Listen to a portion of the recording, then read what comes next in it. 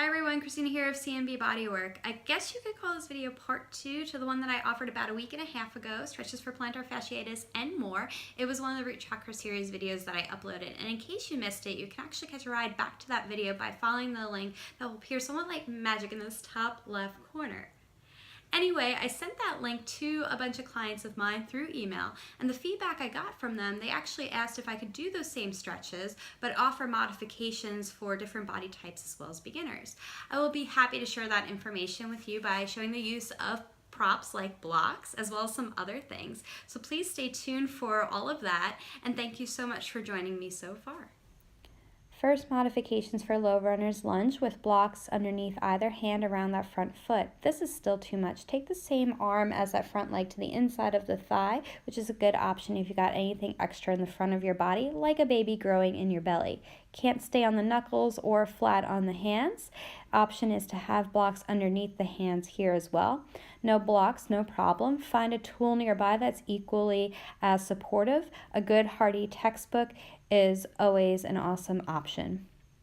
I also have something under my back knee for support with the leg this far back. If it's too much on the back, quads, or the front hamstrings, as long as that front leg is still 90 degrees, you can also begin to slide up the back knee into 90 degrees. You still have options available here to walk the hands to the top of the thigh. Just be sure your low back is spacious, your sternum is lifting up towards the ceiling. Core engaged, you can lift up the hands here, slide shoulders down the spine. Maybe ragdoll arms above the head. If you want extra shoulder stretch, walk the hands down in between the shoulder blades. Again, sliding shoulders down the back. No matter where you are, again, no pinching in the low back here, belly engaged and breathing. I don't know if I would call this next one a modification because in my front calf, I actually felt this more intense than I did without the block. But this is a good option if you're looking to get into the deeper calf muscle soleus. I did, however, find that doing it this way, I didn't feel it as intensely in my back leg as I wasn't coming as high up on my toes. So if you're looking for less intense in the front leg and more intense in the back, my first video where I don't use the block is the option for you. As we revisit heel drops, in the first video I come up into releve really high up on my toes and then I dip down. Coming up into releve will stretch the muscles in the front of your shins, and coming down, dipping the heels down, stretches the calf muscles, mainly the gastrocs but also soleus. If you don't have that range of motion available in your ankles or your shins are already pretty stretched from wearing something like high heels, coming up onto the toes but not as high is an option. Dipping the heels down, you still get the calf stretch. No matter how high up on the toes you're going, just breathing through whatever stretch you're doing here. So for this kneeling posture, I'll use a block and a blanket for my props. I'll go ahead and start with the block, kneeling a little bit forward in order to slide it underneath my bum and have a seat.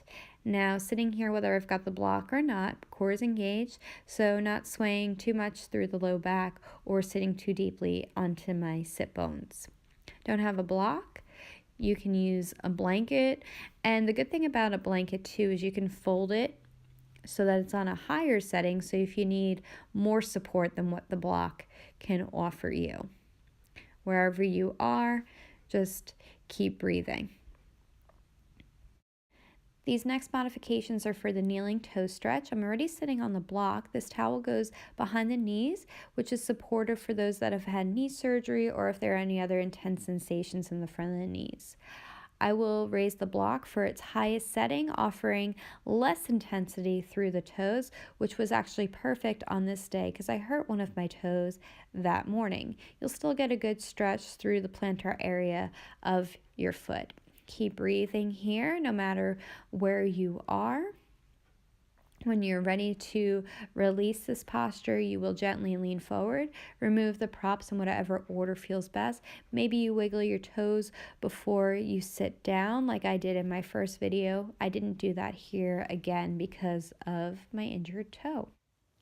Thank you so much for joining me for part 2 of this video series. I hope it helps. If you have any other feedback or comments, please feel free to leave a note below or message me in some other way. I will be glad to help however I can. A thumbs up is always nice and encouraging, so please do that. Also, there was a request for office stretches, and I will be uploading that video soon, so you subscribe to my channel, you'll be the first to know when I upload that video, as well as when other new content is headed your way. Turning on the little bell for the notifications helps too. Thanks guys, I hope you take care. Bye.